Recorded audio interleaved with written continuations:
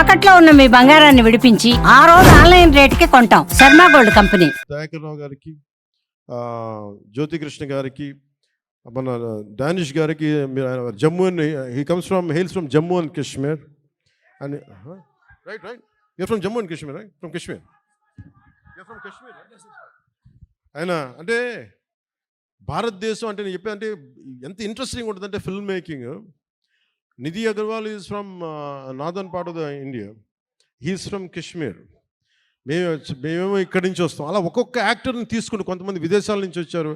అంటే film making, cinema అనేది దీనికి కులం లేదు, మతం ఉండదు, race, religion, region, linguistic barriers ఏముండవు.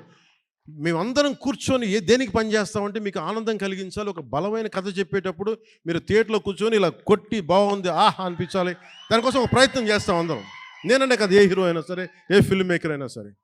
ఇలాంటి మేమందరం కష్టపడుతున్నప్పుడు నాకు చాలాసార్లు అనిపించేది సినిమా సరిగ్గా రూపుదిద్దుకుంటుందా, ఎట్లా ఉందో ఇప్పుడు ఒక భయం ఉండేది నాకు. కానీ ఎప్పటికప్పుడు ఒక చిన్న ట్రైలర్ రిలీజ్ చేసి కృషి గారు దాని మ్యూజిక్ నాకు ఎప్పుడు ఒక జీవాన్ని పోసేది.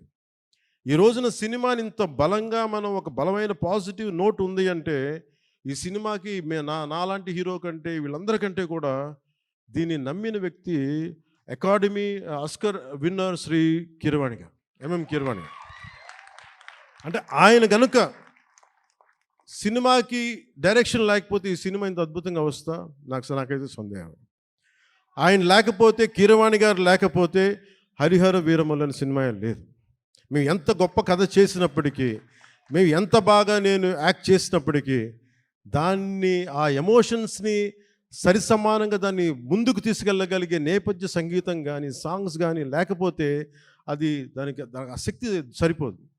అలాంటిది ఆయన ఇలాంటి మన అలాంటి ఒక ఆస్కర్ అవార్డు గ్రహీత మన విశాఖపట్నంకి వచ్చి, లేదంటే మన హైదరాబాద్కి వచ్చి అక్కడ శిల్పకళ వేదిక కావచ్చు, ఇక్కడ మన ఈ వేదిక కావచ్చు, ఇక్కడికి వచ్చి చేస్తున్నారంటే ఒక అకాడమీ అవార్డు విన్నర్ మన దగ్గరికి వచ్చి మన ఆడిటోరియంస్లో కూర్చున్నాడు. అది మనందరం చేసుకున్న అదృష్టం, మన భారతదేశం చేసుకున్న అదృష్టం. అంటే మాకు తెలుగు పాట అది నాటు కదా, నాటు అని చెప్పి ఒక పాట కొడితే దానికి ఆస్కార్ వస్తుందా అని మనం ఎవరైనా సరే జ్యోతిష్యం చెప్తే నమ్ముతాం. కానీ దాని శక్తి రాజమౌళి గారు లాంటి దర్శకులు కావచ్చు, దాన్ని తీసుకెళ్ళిన రామ్ చరణ్ గారు, జూనియర్ ఎన్టీఆర్ గారు కావచ్చు, అంటే ఇంతమంది కలయికతోటి వాళ్ళందరూ బలంగా వేయగలిగారంటే మనం సంగీత దర్శకుడు అనేవాడు బలమైన అసలు రక్తి కట్టించగలిగే సంగీతాన్ని ఇవ్వలేకపోతే దానికి చంద్రబోస్ గారు లాంటి ఒక లిరికల్ రైటర్ దానికి సరైన లిరిక్స్ అందించకపోతే అది ముందుకెళ్ళదు. అలాంటిది మనకి ఇద్దరు ఆస్కర్ విన్నర్స్ ఉన్నారు. వాళ్ళని చంద్రబోస్, దదబని శ్రీ ఎంఎం కీరవాణి గారు. మనందరం కూడా చాలా చాలా ఒక తెలుగువాడిగా కాదు, ఒక భారతీయుడిగా మనందరం చాలా గర్వపడాల్సిన విషయం. సో అలాంటి దర్శకులు, సంగీత దర్శకులు మన హరిహర వీరమల్లుకి నిన్న రాత్రి చూశాను మొత్తం. కొంచెం అన్ని నేను రీల్స్ టెస్ట్ చేస్తాను ఫస్ట్ టైం చాలా సంవత్సరాల తర్వాత. ఖుషి తర్వాత మళ్ళీ నేను ప్రతి రీల్ చూడడం, ఎందుకంటే నేను సడన్గా డబ్బింగ్ తర్వాత సినిమాలు చూడండి, నాకు భయం సినిమాలు చూడాలంటే.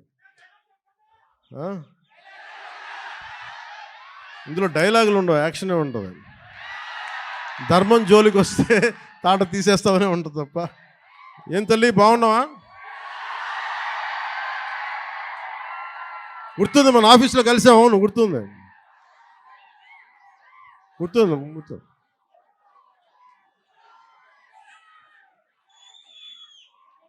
మాట్లాడదాం. ఈతమాను ఇల్లు కాదు, తాటిమాను తావు కాదు, తగిలినోడు మొగుడు కాదు, తగరము బంగారు కాదు. అంటే ఇది మన ఉత్తరాంధ్రాదికి చాలా దగ్గరగా ఉంటుంది. అందుకే నా చేత పాడించారు అనుకుంటా బహుశా కీరవాణి గారు. ఇలాంటి మన కీరవాణి గారు నేను చాలా సంవత్సరాల తర్వాత, ఖుషి తర్వాత, బాబు నువ్వు ఒక్కడే ఎక్కువ డిస్టర్బ్ చేస్తున్నావు, ఆగమ్మ ఒక్క నిమిషం చాలు, చాలు ఓకే చాలు. చాలా సంవత్సరాల తర్వాత, ఖుషి తర్వాత ఈ సన్నివేశం, ఇది రెండు భాగాల సినిమా అయింది. ఆఖరి భాగం, ఈ ఫస్ట్ పార్ట్ ఎలా ఎండ్ చేయాలి అని అనుకున్నప్పుడు ఇది హిస్టరీ మనందరికీ అర్థం కావాలి. నేను నిన్న నుంచి ఇంటర్వ్యూస్ ఇస్తుంటే మీరందరూ కొద్దిమంది చూసే ఉంటారు. మీరందరూ చూస్తే నేను ప్రామినెంట్గా చెప్తుంది ఈ సినిమా మీకు ఏమి ఇస్తుంది, ఎలాంటి అనుభవం ఇస్తుంది, ఏం చూడాలి, ఏం చెప్పాలనుకుంటున్నారు ఈ సినిమా అంటే. నాకు cinema is a purely entertainment. నేను డబ్బులు తీసుకొని సినిమాకి వెళ్తే నాకు ఎంటర్టైన్ చేయాలి. నేనే నమ్ముతానంటే నా సినిమాని ఎడ్యుటైన్ చేయాలి అనుకుంటాను. ఎడ్యుటేషన్ అంటే దాన్ని మనల్ని ఎడ్యుకేట్ చేయాలి, మనల్ని ఎంటర్టైన్ కూడా చేయాలి. నేను అలాంటి సినిమాలు ఇష్టపడతాను. సో నా సినిమాలు ఎంతో కొంత ఒక నాకున్న ఆలోచన ప్రాసెస్ని బెటర్ చేయాలి. అలాంటి పరిస్థితుల్లో నాకు కృషి గారు చెప్పిన కథ ఏంటంటే, మన కృష్ణానది తీరంలో